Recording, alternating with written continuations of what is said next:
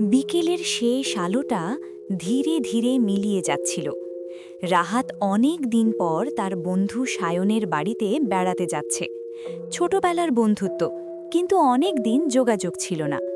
রাহাত দেখতে পেল তার বন্ধু সায়ন তাকে নেয়ার জন্য আগে থেকেই স্টেশনে দাঁড়িয়ে আছে। সে যখন বাড়িটার সামনে এসে দাঁড়ালো, তার বুকের ভেতরটা হঠাৎ কেমন যেন কেঁপে উঠল। কারণ কারণ এই বাড়িটা অন্য সব বাড়ির মতো নয়। এটা একটা পুরনো জমিদার বাড়ি। দেয়ালের রং উঠে গেছে, জানালাগুলো ভাঙা, আর মনে হচ্ছিল বাড়িটা যেন জীবিত, চুপচাপ দাঁড়িয়ে সব কিছু দেখছে। গ্রামে এই বাড়িটা নিয়ে অনেক গল্প প্রচলিত আছে। অনেকে বলে এখানে অদ্ভুত ঘটনা ঘটে। এইটাই তাহলে তোদের জমিদার বাড়ি? একদম ভৌতিক লাগে। আরে না, তেমন কোনো ব্যাপার না। রাত গভীর হতে লাগল। চারপাশে এক অদ্ভুত নীরবতা নেমে এলো, যেন পুরো জায়গাটা অনেক দিন ধরে কারো অপেক্ষায় আছে। সে যেন কিছু বলতে চাইছে, কিন্তু পুরোটা বলতে পারছে না। শোন, রাত 12টার পর যাই হোক ঘর থেকে বেরোবি না। কেন বলতো?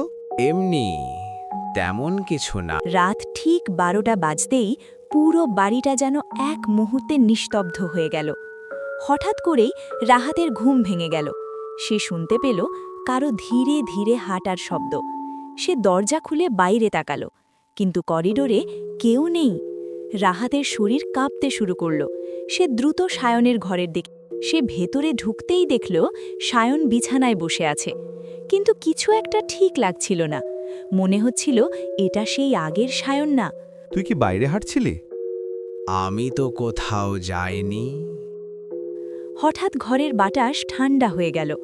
রাহাতের পেছনে কেউ দাঁড়িয়ে আছে। একটা ঠান্ডা কণ্ঠ শোনা গেল। সে মিথ্যে বলছে। মেয়েটা ধীরে ধীরে বলতে শুরু করল, এই বাড়ির ভয়ঙ্কর অতীত। মেয়েটার কণ্ঠে ছিল দুঃখ আর ভয়। সে যেন অনেক দিন ধরে কারো অপেক্ষা করছিল। এই জমিদার বাড়িতে একটা ভয়ঙ্কর রাত নেমে এসেছিল। সেই রাতে কেউ বাঁচেনি।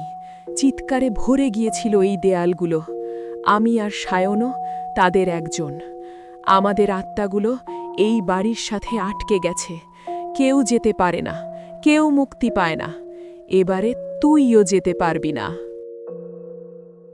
রাহাত কাঁপতে কাঁপতে সায়নের দিকে তাকালো। তোকে আমি নিজেই দেখেছিলাম। নতুন কাউকে দরকার ছিল। হঠাৎ সায়ন হাসতে শুরু করল, একটা ভয়ঙ্কর অমানবিক হাসি।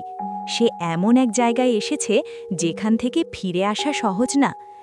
রাহাত দৌড়াতে চেষ্টা করল, কিন্তু সব দিক অন্ধকার। পরের দিন সবকিছু আবার স্বাভাবিক, কিন্তু জমিদার বাড়ির ভেতরে দেয়ালে একটা নতুন ছবি ঝুলছে। সেখানে রাহাত আর সায়ন দাঁড়িয়ে আছে। তাদের চোখে কোনো জীবন নেই, শুধু অন্ধকার। আর বাড়িটা আবার অপেক্ষা করছে পরের শিকারের জন্য।